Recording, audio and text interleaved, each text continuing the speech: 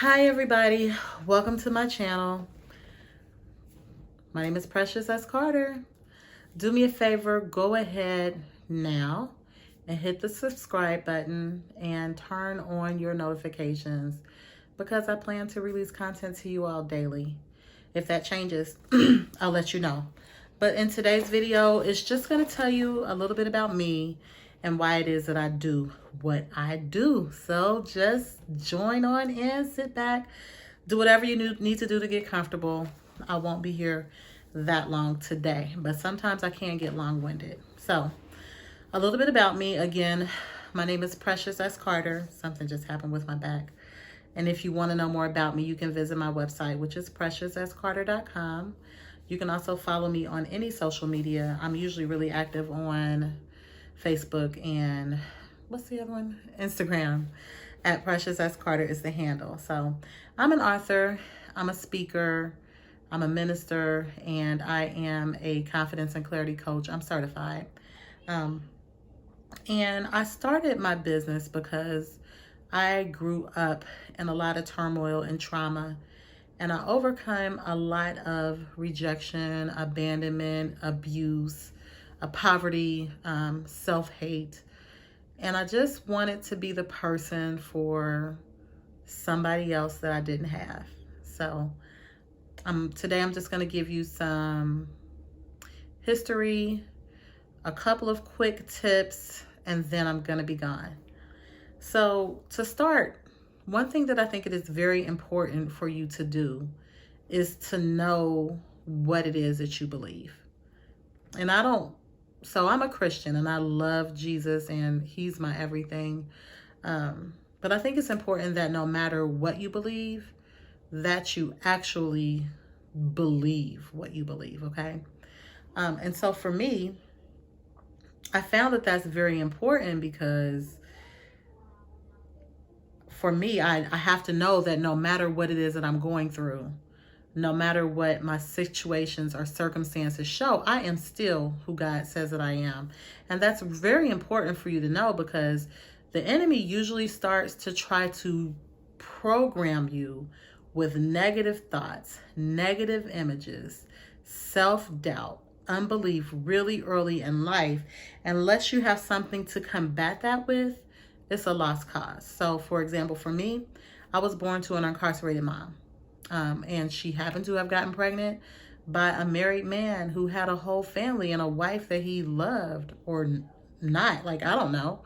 He wasn't in my life. But at the end of the day, because of both of the choices that those adults made, you know, I came into the world feeling very neglected and abandoned and alone. And that didn't happen to me right away because I lived with my grandmother and my grandfather. And as you know, living with grandparents, your life pretty much is all about you. But when they died, I got a really, really quick dose of reality. So as soon as I had to go live with other family members, I mean, everything changed. You know, I went from being the center of my grandmother and grandfather's universe to like just constantly being belittled, berated. Songs sang about me that I didn't have a mom and dad. People talking about me because I had a gap. People making fun of me because my skin complexion was lighter than theirs. I was fatter than they were. I didn't have the clothes that they had. Like, it was just ridiculous. And I did not know how to deal with that. And so I quickly learned and accepted that I was an outsider, that I did not fit in. And because I adopted that belief, then what did I do? I tried to fit in. So there was two kind of extremes to my personality. The first one was where I did everything that I could to try to please people. You know, I worked the hardest. I did other people's chores. I paid for people to do things. Like, I gave my birthday money. Like, everything that I had to give, I gave. Everything that I could do, I did. Any way that I could just like be overboard with an outward show of love and affection, I did, all in the hopes of gaining that same type of love and affection in return. And then the opposite of that was I had this switch that I can turn and I could treat you like nothing. And I had this quick, I don't give a beep attitude. And I mean, I meant it. And I could go in on you. I could go in on you with my mouth. I could go in on you with these hands. Like, it didn't matter. And so that was like really schizophrenic, right? But I didn't understand it to be dysfunctional because everybody around me was doing it, because there really was a perpetual cycle of mothers in my family not raising their kids. So obviously, neither one of those two identity extremes, either the chameleon or the dragon, neither one of them led me to having any type of love, joy, peace, and hope. And so that was a really big problem, but they did give me like a faux sense of feeling protected. Like at least I felt like I was in control over what I did. It was a lie, but at least it made me feel like I did that. So the real problem for me and people like me is that, you know, we grew up in church, we grew up in religion, we heard the Bible preached at us, we knew we would go to hell if we didn't do the things that we were supposed to do, but we really were never taught the revelation of the relationship or how to gain a real revelation of the word. So although I could quote the Lord's Prayer and I could quote the 23rd Psalm, and I knew that he who began a good work in me will perform it until the day of Jesus Christ, and I knew that the thoughts that God had for me were to give me hope and an expected end, and that I was fearfully and wonderfully made, and I was a marvelous work in the hand of the Lord, it didn't mean anything to me because I didn't really believe it. As a matter of fact, how could I believe it if my whole life, everything about it, showed me something that was opposing that, right? And so although I thought the stories were good and I thought that they can happen to some people, because heck, some people were out here living their life and they were full of love and they had happy marriages and happy families, but I thought that it wasn't for people like me. Those promises had to be for somebody else because I was alone. I was abandoned. I was rejected. I embraced it. I embraced the movies about people who were alone. I embraced songs. Mariah Carey did a song, early 20s, probably late 20s, early 30s. You'll always be somewhere on the outside. I would hear that. It would resonate with me. Like it empowered me. Like I loved my identity, or so I thought. It was so twisted, right? So I accepted it. And as long as I held on to those beliefs, my life reflected that. And so it's what I believed, and those promises couldn't be for me. And as long as I held on to those beliefs, I was like bound to this life of people pleasing, right? I would give, I would do, I was the overachiever at work, I was the best employee. I had positions created for me because like, I don't know if I said this earlier, but I'm an LPN by trade. Now I'm a coach and I'm an author, but I'm an LPN by trade. And there was times when I'd have positions created for me so that I can manage RNs, because technically by state law, an LPN can't delegate to an RN. Even in telecommunications, I was advanced. I had positions that my degree said that I couldn't have. I always kind of had that ability to do. I'm a hard worker. I'm a Black woman. Most of us are. Also, I have favor and I do have wisdom, but none of that really helped me because everything that I was doing with hope to have like some feeling of fulfillment, it never worked because I was giving and giving and giving and doing and doing and doing and doing, and I was hoping to get a return. The money didn't help me. The positions didn't help me. Even the relationships didn't help me, because what I know now is everything that I did and everything that I gave, since it came from empty fruit, empty seeds, it bared, it reaped. I reaped empty seeds. I wasn't sowing in love. I was sowing in need. I wasn't sowing in gratitude.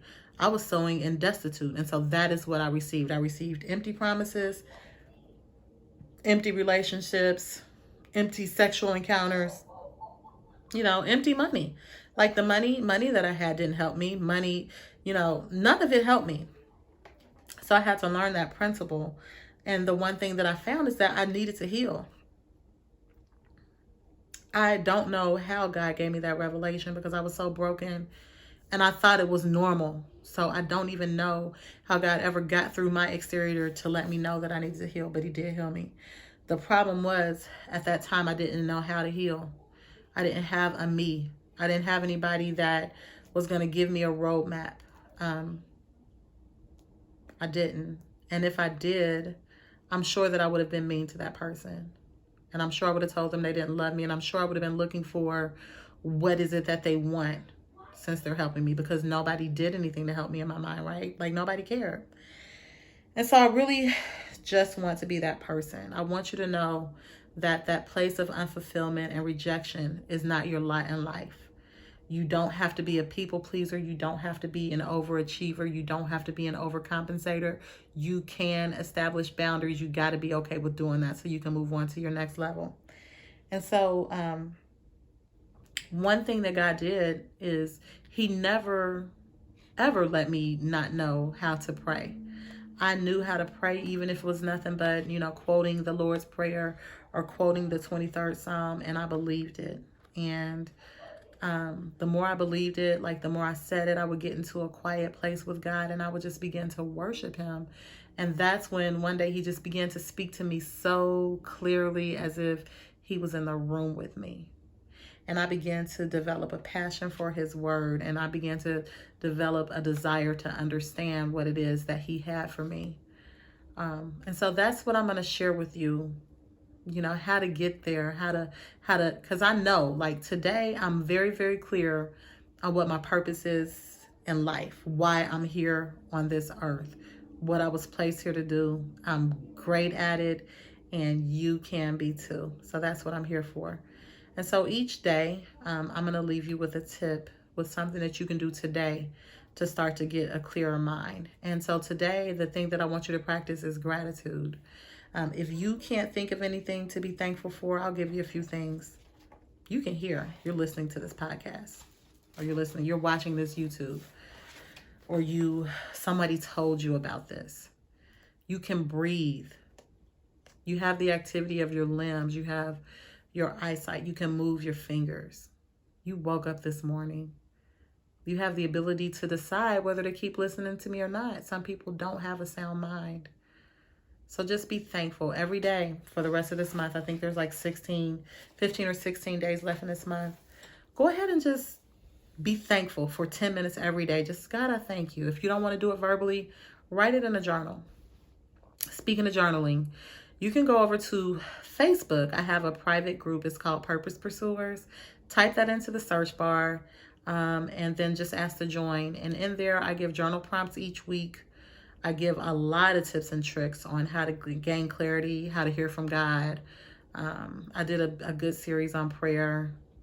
I don't know what's all in there, but go over there and join. It's a good, cool community of women like us that are just trying to get more clarity, trying to destroy these life-limiting belief systems, and trying to go on and do great things as the women of God that we are. I love you, and I'll see you tomorrow, okay? Bye. Oh, my God.